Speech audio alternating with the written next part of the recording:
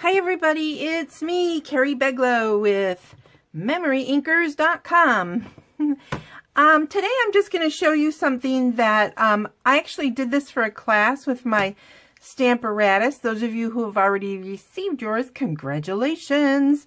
If you didn't get on the list or yours isn't coming yet, remember it is going to be available in June when the new catalog starts. But if you're interested in the Stamparatus, you have probably seen my video when I first received it, telling you a little bit about it, and so many other demonstrators have been showing this. But what I'm going to show you is, this is a card that I really like, and I think I'm going to recreate it more than once. And I set this up for a class so that the class could recreate it and have a chance to try the Stamparatus. And I thought, well, this idea really works when we are making a ton of cards, especially during the holidays, or if you have an Etsy site or something and you make more than one of the same card repeatedly, this might help you. This is with the awesome waterfront stamp set, which was designed by my friend Connie. And here it is. So what I did was, this is already set up, so I'm not going to show you how to do that because it's in other videos, you've seen it. What I want you to see is that what I have done is I have added the name of the ink that goes on the pieces so that when I go to repeat it, I don't have to think that hard. And frankly, for me, that's a big deal. I like it easy. So basically then I know, and I'm going to use the Stampin' Spots. You know, these all come in your paper pumpkin kit, but you can also buy a set of 5 in the regular catalog and then use the MemoryINKers to ink them up yourself. And if you have a Stamparatus, I highly recommend that you do that. Another thing, this is a tip from another demonstrator. I took an old, I forget what these are called. Oh my heck. This is just going to drive me crazy now. I'll think of it in the middle of the video. Anyway, I peeled the little, sponge dauber. Thank you very much, brain. And I peeled it off because the sponge had, they only last so long. And I put the rough part of a Velcro on there. I don't know if you guys can see that. And then I put the soft part on the back of my spot. You don't necessarily need to do that, but it does kind of help when you're inking. You'll see me do it and not do it sometimes with this, so just so you know. And then this one is Soft Sky. So you can see there's different ways to do it. So this time I'm not using the sponge dauber, but I go back and forth. Depends on my mood. Then I'm going to flip this over and press so that I get them where I want them. Okay, I love the Stamparatus for this very problem. When it doesn't ink quite the way you thought it should.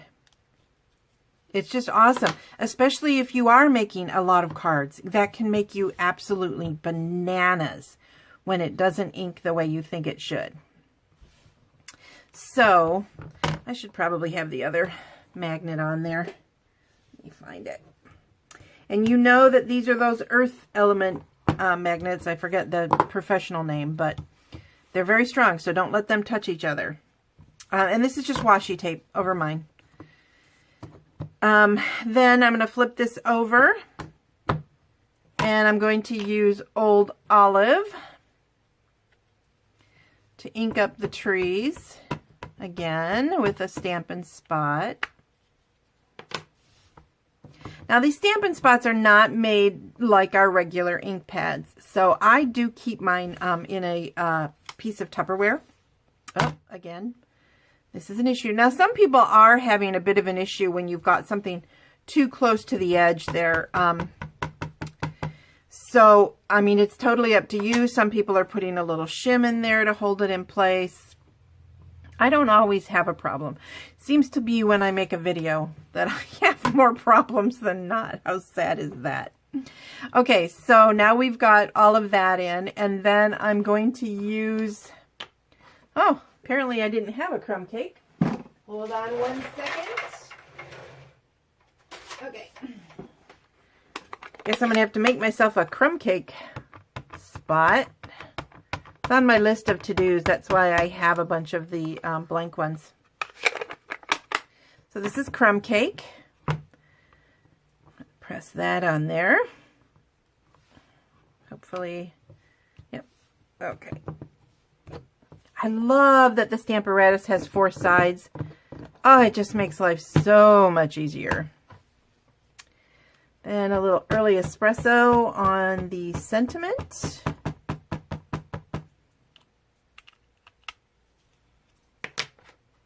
And this time I'm using Pear Pizzazz, so that's a little bit different color of the trees. And of course, if you're only making one of this card, of course you can use your blocks to do it. But I love the foolproofness of doing it this way. I'm going to re-ink that since it tapped on there.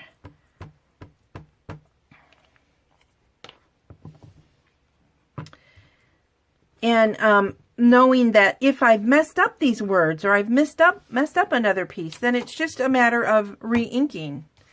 And it's perfect. So I'm pretty happy with this. I think it looks good. And then I can set my Stamparatus aside. And because the magnets are here, I'm not going to worry too much about anything touching. You know to take these off. You don't want to package it like that. I know that you guys have all read that. So take these off. But for right at the moment, I'm just going to set it aside and finish putting the card together real quick for you. This is a little bit of pool party. Right? Nope, soft sky. Sorry. And then I'm going to just mat this pretty design that I just created. But could you imagine if this is your holiday cards, or if you're making cards to sell, or a lot of church groups make a lot of the same, like birthday and sympathy and those kind of cards. They like to have them, oh nice. They like to have them handy. So a Stamparatus is a great investment tool for those kinds of things. Or if you just like things to be a little more perfect. I know I always say perfection is overrated, but that was because I didn't have a Stamparatus. Now, there's no excuse. Okay, I'm going to say that, but you know my videos are not going to be perfect. But technically, now with a Stamparatus, there really isn't much of an excuse not to have a perfect card. And then, you notice when I tore this piece, I just flipped it over because it was good on the other side. So it wasn't a problem. And there. And somehow I have some sticky on my table.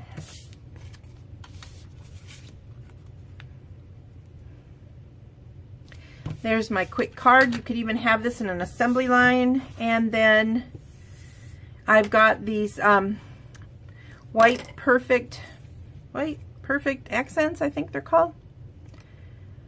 Don't hold me to that. It's in the full line catalog, in case you're looking for the stuff that I don't ever remember the names of. And then I did this imperfectly, as I always do. My ribbon isn't straight. Ugh, drives me nuts. That's okay. I'll fix this card after the video.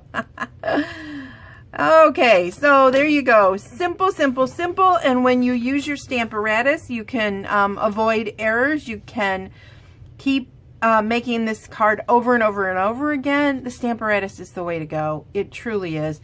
And you definitely want some Stampin' Spots. Again, don't forget, you can purchase this uninked Stampin' Spots. It's number 141822. They are in the current catalog, which does expire at the end of May, but I'm hoping that this is something that does get carried over. And they are completely blank, so I would definitely recommend that you write on them somewhere or do something so that they are, you know what color is in your spots. You don't want to mess that up. Anyway, I hope you enjoyed this quick little video today. Nothing earth-shattering, but I just thought you might want to see a way to mark your Stamparatus with your colors so that you remember what inks go on. Yeah, there you go. So you remember how to ink up your stamps if you're doing multiple cards, because, you know, if you're anything like me, you could forget. You could, or you may be having a helper who's helping you do this, and therefore they're there. I love when I get cut off at the last second. So this is just my goodbye. Again, as I was saying before my camera so rudely cut off my video, it's a great idea when you have a helper to go ahead and have these marked up, especially if some of you have assistance in your card making skills and things. So it's a good idea. I hope you enjoyed this, just a little fun tip on how to remember what you've done with a card so you can redo it. And of course, these are just on with temporary adhesive, and I did tape them in place, and they're on the back of where they're going to be inked. So you can see this one is on the back behind these two, and then this one is back here, so that when you're inking it, you're not getting ink all over your Post-it note, or your Post-it note doesn't get in the way, you know, because they will curl, etc. So that's all I have for you today. I hope that this fun little idea helped someone. Again, my blog is MemoryINKers.com, and I'd love to have you go there or subscribe to my YouTube channel. I hope you'll check out some of the other videos, because I love doing them, and I hope you love them too. Okay, thanks. Bye.